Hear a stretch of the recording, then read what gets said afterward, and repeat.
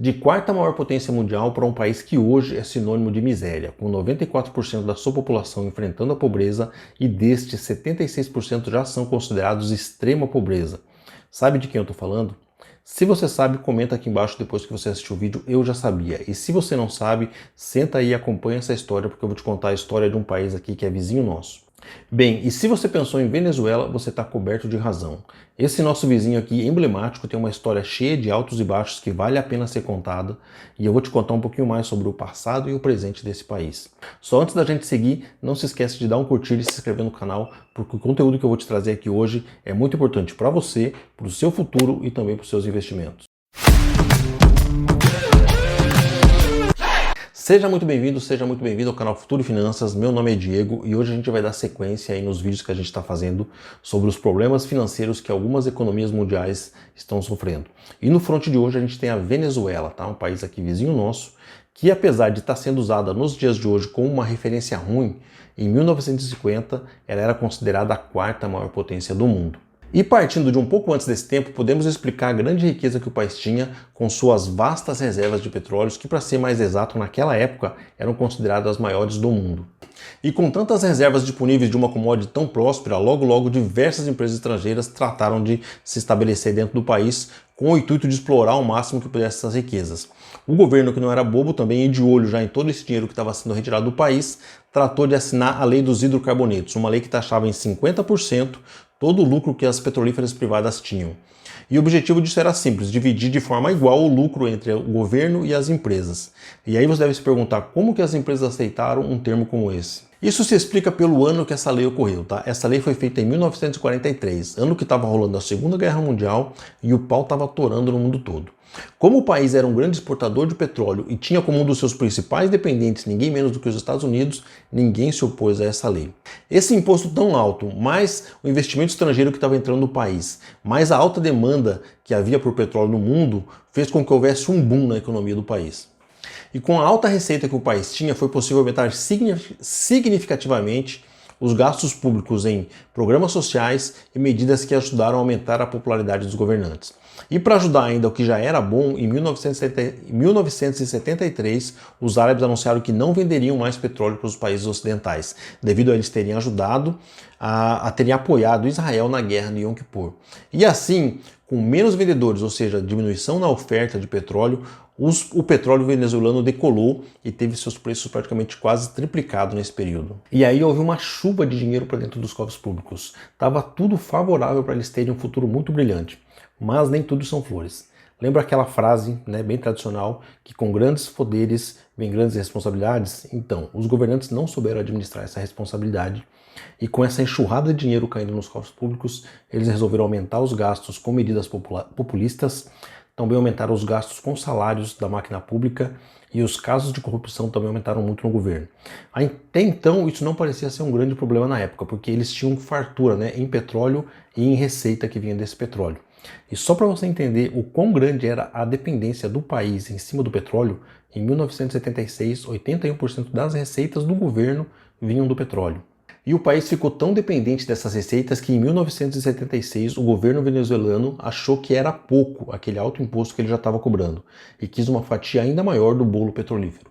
Decidiu então nacionalizar todas as empresas estrangeiras, pois assim ele conseguia extrair ainda mais dinheiro delas. E nós dois, como somos investidores, sabemos da importância de se ter uma carteira diversificada e de não depender somente de uma fonte de renda, pois isso pode colocar em maus bocados em caso de imprevisto.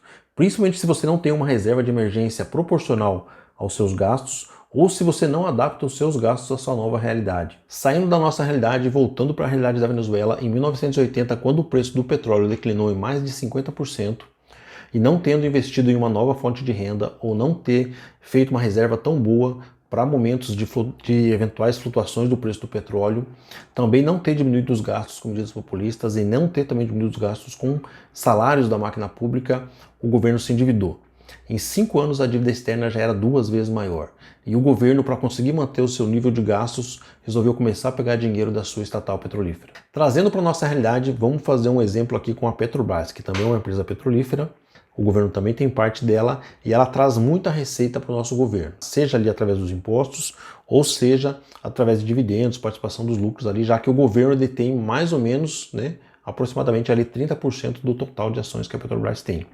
O nosso governo, contando com esse dinheiro que a Petrobras fornece para o Brasil, ele resolve aumentar os gastos com medidas sociais, com medidas populistas, aumenta os salários dos funcionários públicos, cria novos cargos e eleva ainda mais o custo da máquina pública.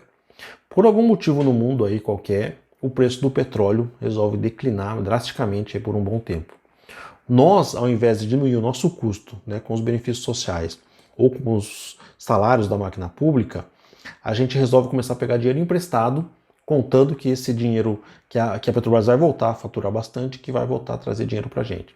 Isso não acontece.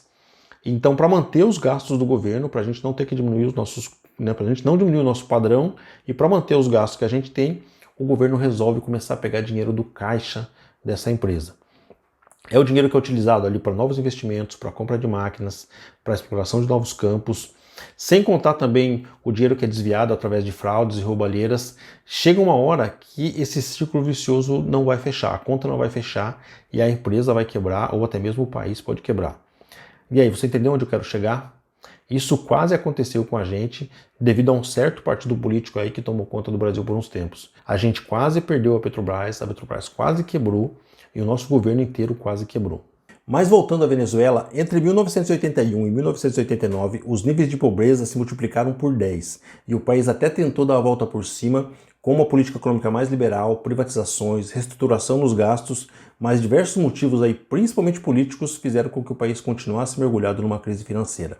Em 1999, Hugo Chávez assumiu o governo e, para o bem ou para o mal, nesse mesmo período, o preço do petróleo teve uma elevação, fazendo com que a economia voltasse a crescer. Mas, ao invés de eles corrigirem os erros do passado, eles persistiram e insistiram cometendo os mesmos erros. Entre 2003 e 2008, o governo gastou cerca de 23 bilhões de dólares com programas sociais. A proporção de despesas governamentais com relação ao PIB subiu 40% e a dívida externa aumentou 107% em 12 anos. E tudo se mantinha com o preço do petróleo em patamares altos, tá? Parece que eu estou te contando a mesma história, mas não para por aí. Em 2007, o governo começa a nacionalizar as economias que haviam sido privatizadas e tudo vai se repetir novamente. Após 2008, a demanda por petróleo diminui, o preço cai, levando toda a economia da Venezuela novamente para o buraco. Para tentar dar a volta por cima, o governo resolveu aumentar o controle nos preços, acelerou o programa de estatização e também aumentou a quantidade de dinheiro que estava em circulação, ou seja, imprimiu dinheiro, cara. Um dos piores males que o governo pode fazer para a economia do país. E isso tudo contribuiu ainda mais para os problemas econômicos que o país enfrentava. Só para você ter uma ideia, entre 2014 e 2020, o PIB da Venezuela caiu cerca de 40%, o que é muita coisa. E como se não bastasse, em 2019 os Estados Unidos rompem relação com a Venezuela devido a não reconhecer a vitória de Nicolás Maduro nas eleições de 2018. Com isso, diversas sanções que já existiam foram ainda mais intensificadas e prejudicaram mais ainda a economia venezuelana. Após isso veio o Covid e logo depois também veio a guerra de 2022, o que atingiu muito, com muitas sanções atingiu a Rússia, que é um dos principais parceiros econômicos da Venezuela. Por outro lado, a guerra não foi de toda má para a Venezuela, já que ela detém a maior reserva de petróleo do mundo e com a guerra os preços do petróleo dispararam. Inclusive os Estados Unidos, que não é nada bobo, quando começou essa guerra tratou logo de fazer uma reaproximação com a Venezuela e até já fizeram algumas negociações aí. Essa aproximação inclusive levou Maduro a declarar preocupação com relação à guerra da Rússia e da Ucrânia, o que é bem estranho, já que até então ele apoiava incondicionalmente as medidas do Putin. E finalmente em março de 2022, a Venezuela conseguiu registrar a menor variação da inflação em 9 anos. Também uma maior estabilidade do Bolívar, que é a moeda do país, com relação ao dólar. Mas ainda é cedo para afirmar que os países se reaproximaram finalmente e também é cedo para dizer se realmente a Venezuela está conseguindo sair dos seus problemas financeiros. Mas vamos acompanhar de perto aí os próximos capítulos, o que vai acontecer com a Venezuela, vamos torcer, vamos rezar para que finalmente ela tenha aprendido com os seus erros do passado e que faça daqui para frente, faça as coisas diferentes. Vamos torcer, vamos rezar também para nós, para que nós brasileiros consigamos aprender com os erros dos nossos vizinhos aqui, principalmente da Venezuela, e que não deixemos o nosso país, o nosso querido Brasil, ser tomado de assalto por partidos corruptos, por políticos corruptos, igual aconteceu com a Venezuela. E no mais, peço que você deixe aqui embaixo o seu like, tá? Se inscreve no canal, ativa o sininho, compartilha aí com quem você achar interessante esse assunto. Tá? Espero que você tenha gostado. Deixe seu comentário ali o que você achou do vídeo, qual que é a sua opinião, se você acha que a gente pode virar uma Venezuela ou não. E se você quer ver também o vídeo sobre algum outro país, sobre alguma outra economia, um outro assunto qualquer, escreve ali embaixo que a gente vai tratar de produzir, tá bom? Valeu e até o próximo vídeo.